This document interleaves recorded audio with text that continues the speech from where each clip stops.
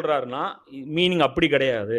என் இறைவா, எனக்கு கொடுத்த இந்த ஆட்சியை என்னோட முடிச்சிரு, அடுத்த ஜெனரேஷனுக்கு கொண்டு போகாதன்னு அவர் துவா செஞ்சார்.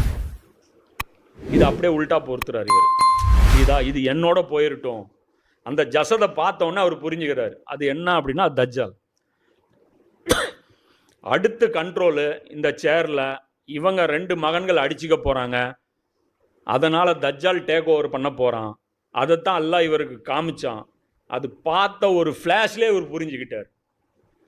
அந்த ஜசதை பார்த்த உடனே புரிஞ்சுக்கிட்டார். ஓஹோ, அது வானம் பூமி படைக்கப்பட்ட நாள்லேருந்து ஒரு மோசமான ஒரு ஃபித்னா ஒன்று படைக்கப்பட்டிருக்கு. அது இருக்கு. அதுதான் இது அடுத்தது சிம்மாசனத்தில் உக்காந்துருக்கு.